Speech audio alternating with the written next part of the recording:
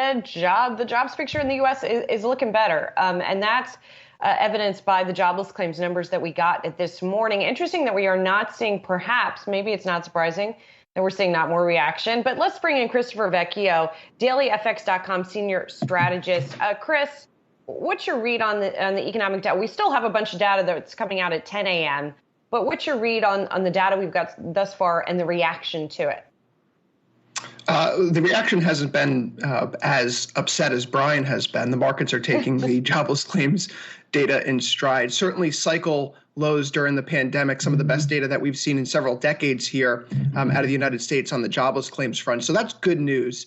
And we're 2 months removed from federal benefits ending, and this is a situation that should only continue to improve as the economy moves forward. I'm looking at that jobless claims figure, but also the durable goods orders figure. That was a little bit disappointing and speaks to the continued supply chain issues that we're facing here in the United States, something certainly that you both just touched on with the Gap and Nordstrom earnings. And so that may be a little bit of a wrinkle here to an otherwise decent set of economic data. Coming into today, the Atlanta Fed GDP Now fourth quarter growth tracker was looking at 8.2% real annualized growth. That may take a little bit of a hit, but still very robust rate of growth for the United States this quarter to end the year. Chris, you're safe. I promise. We're not going to sit here and pepper you with questions with Gap. We'll save that for a couple other guests on the show. You're safe. So just relax. You're good. We're starting to see some good estimates, very high estimates come out for the next jobs report. Where are you at on that? And what do you think the market's reaction might be if we do get a headline print closer to 900,000? Yeah, certainly the estimates are beginning to creep higher. Not quite at 1 million yet, but it looks like that we're inching ever so closer there as more data comes out for this quarter.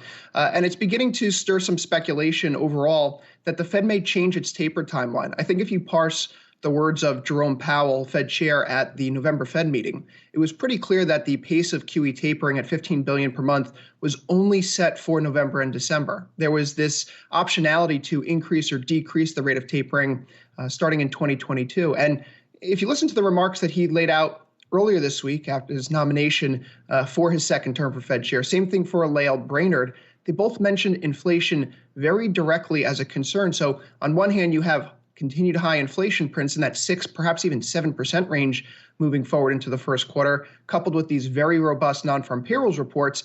It gives the Fed the bandwidth, the impetus, if you will, to go ahead and increase the rate of tapering, perhaps to 20 or 25 billion per month starting in January.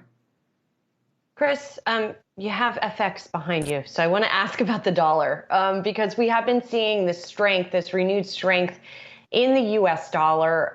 Has that been a surprising move to you, and do you think it's going to continue? I don't think it's been a surprise at all, and I do think that we're set to continue here. It's in part because of what's going on with the dollar story. The U.S. Treasury yield curve, as measured by the 2-5-10 butterfly, continues to evolve in a manner consistent with what happened in the 2013-2014 tapering period. If you take a look at Eurodollar contract spreads measuring commercial borrowing costs through the end of 2023, we see that there's 150 basis points priced into the market right now. So both of these occurrences are wholly consistent with a stronger U.S. dollar. And then when you take a look at the dollar's largest components right now, particularly the euro, they have their own bevy of issues. The euro itself facing high inflation, twice the ECB's target, and yet the ECB is saying they're not going to act on it. They're not going to raise rates whatsoever in 2022. Europe has some of the highest COVID infection rates in the developed world right now, actually surpassing their peak that was set during last winter. And so right now, when you look at Europe, there's an actual stagflation argument to be held there, whereas in the case of the United States, it's not so much. Yeah, and the latest COVID numbers out of Europe also certainly not helping matters. Finally, I do want to ask also, sort of on the FX front, I guess cryptocurrency, even though currency's in the name, it's not really necessarily current. Anyway, leaving all of that aside, given the recent volatility that we have seen in the downdraft that we have seen in Bitcoin, what do you think happens here at the end of the year? I mean, traditionally in these cycles that we have seen for Bitcoin, the end of the year can be a little bit rocky.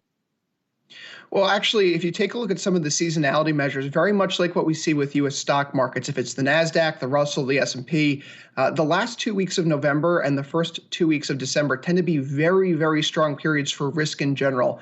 And Bitcoin, Ethereum, no different. So while I do anticipate a little bit more weakness here, it looks like that we could perhaps trade back down to the 52,000 level in Bitcoin. Ultimately, the seasonal table is set for a very strong rally to close out this year. And I know that there have been a lot more calls for 100,000 to come out of the woodwork here in past few weeks. Now, this sets up a little bit of a psychological letdown situation because so many people have been saying 100,000 will be reached by the end of the year. If we don't get there, perhaps we lose some faith in the first quarter. But ultimately, as adoption continues to pick up, as we have these headlines out of places like El Salvador that they're implementing and structuring Bitcoin into their broader economies on an everyday basis, it increases participation. That's not to say that this is some Ponzi-like scheme where we need to have more participants for the initial entrance to make money, but widespread adoption on an institutional level, on a sovereign level, on an individual level, continue to increase the utility of cryptocurrency markets moving forward.